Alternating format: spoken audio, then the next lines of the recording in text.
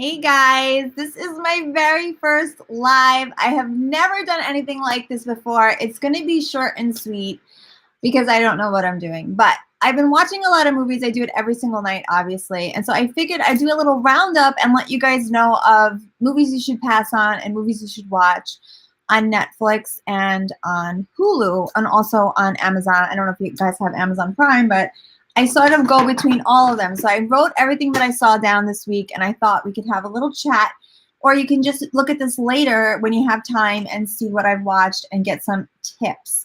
So on Netflix, they have Bye Bye Man, and Bye Bye Man is sort of, to me, it reminds me of Freddy Krueger in that, you're not supposed to say his name, you're not supposed to think about him. And if you do, if you pass it along, and then all of a sudden he's like this big virus and everybody's affected by him.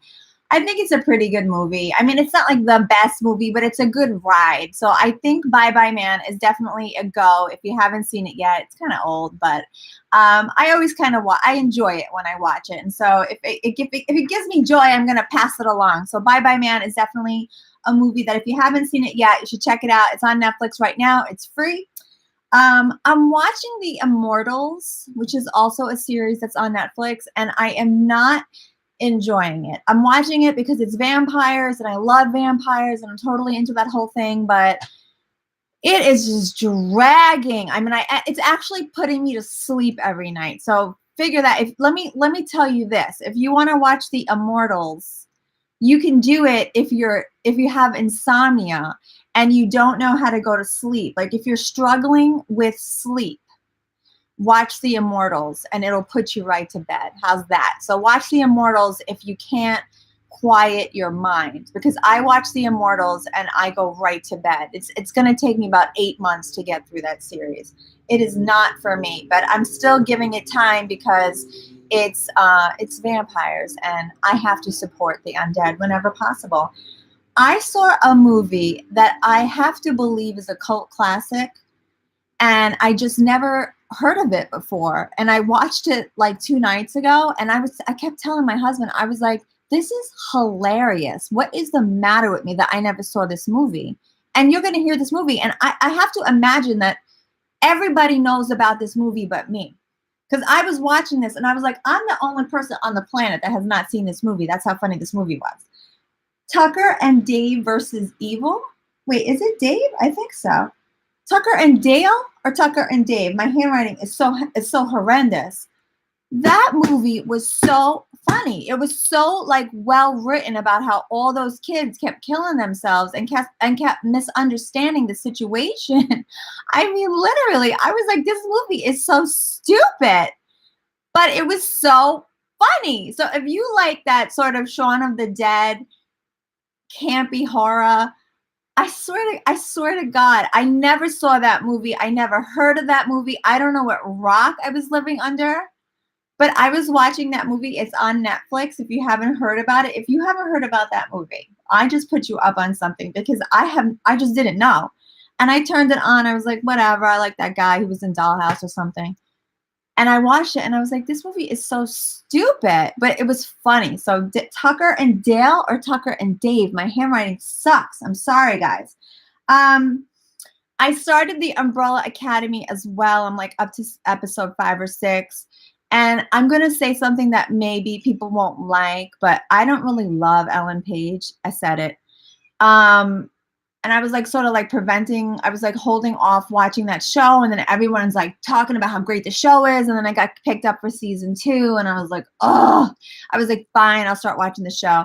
So my daughter and I are watching the show together. And it's actually really good. So I'm going to just give it to you. I'm going to give it to you. It's a good show. You should watch it.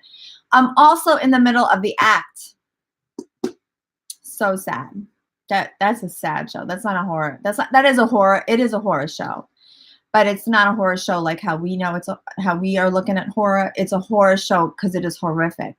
That's a really sad show. And I have to do that in small doses. I definitely cannot binge The Act. So I kind of do that, one every couple days and then I let it go because it's just too much. Like that girl's life is too much for me to handle all at once. But The Act is a really powerful show. So if you're into sort of like, it's not a documentary because it says in the beginning they're adding extra things to make it more TV like, to give it more pizzazz for TV. But that's a really good show. Joey King is killing it. Patricia Arquette is killing it. So The Act is definitely one to watch, and that is for Hulu only. Face of Evil, pass. On Hulu, pass. Don't even look at it. Keep streaming, keep scrolling by, ignore it. The thumbnail might look really good, but the movie is god awful. Just let it go. Don't even click in. Just avoid it. It is so bad. It was like awful. The movie was just awful. I'm Just Effing With You. Another Hulu. I think it's a Treehouse. One of those. I'm sorry. One of the Into the Darks. So I watched I'm Just Effing With You, and it had potential. I'm going to tell you, it had potential. There were like some really good moments. But the ending, I really wished it went a different way. And I'm not going to spoil it because I hate people who spoil things. But somebody said something, and he said, you know what I would really love to do? And he said something. Actually, I'm not going to even say this because it is a little bit of a spoiler. So scratch that whole thing. I wish it ended a different way. Let me just say that. I wish it ended a different way. And I think when you watch the movie, you'll feel the same way. It was weird. It was a weird movie. And, you know, you could definitely tell that because the way that they had filmed it, like the colors, and it felt like you were tripping a little bit. It had like that like LSD kind of vibe the whole entire time. So that was intentional. I know that was intentional what they did with that. But the Into the Dark series with Hulu, it's very hot and cold with me. Like I did like that whole the elevator, the down. I like that. I hated Treehouse. And then when this one came out, I was like, okay, like let's see what this one's about. And it was like somewhere in the middle for me. Like I liked some parts. There were definitely some parts that were great. And then there were some parts that I was just like, oh gosh, this sucks. So Hulu is definitely I'm not like Netflix. I'm all in. I am all in with Netflix 110%. And then Hulu, I'm still like, they need like a couple of more new people on their team or something. Like the movies that they get are just not up to par. And this one was like, it was like 65% for me. I did enjoy it, but there were definitely some parts that I was sort of like, what? Like garbage. So you'll watch it, but you won't love it wholeheartedly. That's what I'm going to say. And then the last movie that I want to end with, I want to end strong. And I watched this week. This is all my this week because I do consume a lot of media. A very interesting movie. It was The Domestics with Kate Bosworth. You might have to look this one up. I don't remember where I saw this. This one might have actually been Hulu.